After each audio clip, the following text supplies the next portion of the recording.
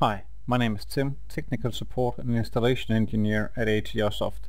In this session I will take you through the steps of installing a trial version of CustomTools. So let's get started.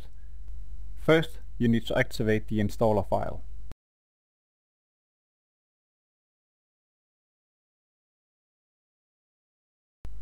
You can select any of the provided languages to install.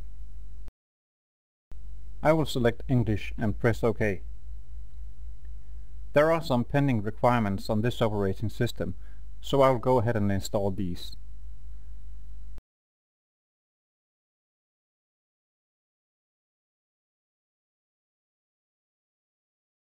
When the requirements has finished installing, CustomTools main installation will begin. On the welcome screen, press Next. Read the license agreement and accept it to continue installation. Then press Next. In this dialog, type in your user information. If you do not already have a serial number for CustomTools, you can request one by pressing the Get Demo License button. Doing this opens an internet browser where you can follow the on-screen guide. Shortly after this, your demo license will be emailed to you, so make sure you type in the correct information on the request page. I already have my serial number copied from the email, so I'll just paste it into the serial number field. And click Next. Here I'll keep the trial version selected, and click Next.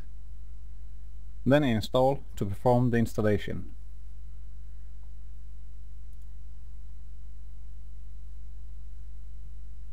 SQL 2008 R2 Express will be installed during this process, and this may take some time to complete.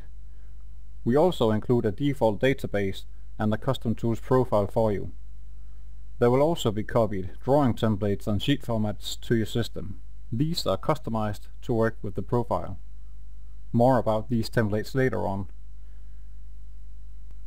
The installation has now completed, and you can choose to view the What's New file and maybe the installer log. I will unselect the options and press Finish.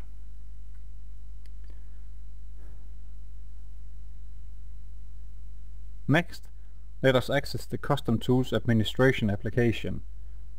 You will find this in the program list under CustomTools followed by the version number, in this case CustomTools 2013. Press CustomTools Administration to launch the application.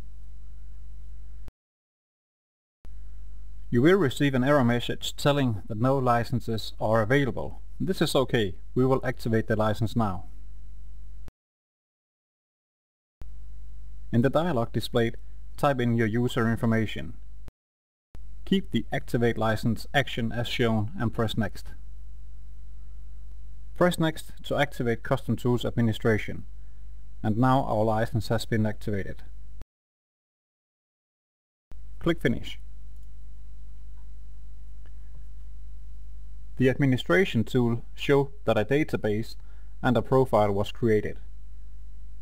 There is a container for users and one for groups. We will get more in depth with this in another session. You can use the admin user for now. I'll close the windows and make sure CustomTools is activated inside SolidWorks. I'll start SolidWorks to verify this.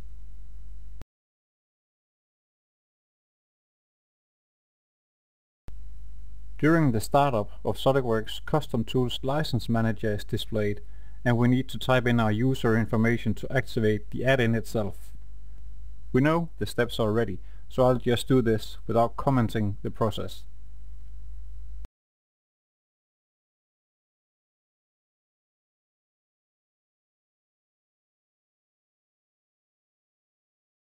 Log in with admin and no password.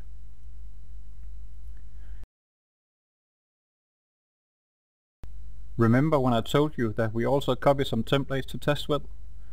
This is the prompt where you can select yes to add these to your SolidWorks file locations for optimal testing of CustomTools.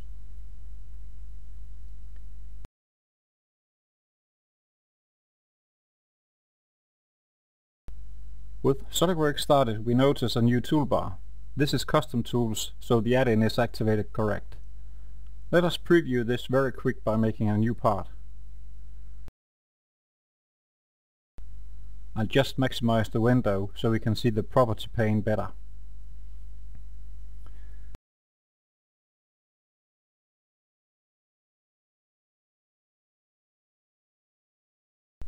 Click Custom Tools tab and select Properties.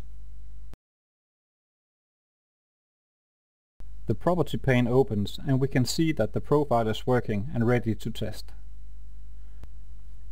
Thank you for watching, and please visit our site for further information and more videos.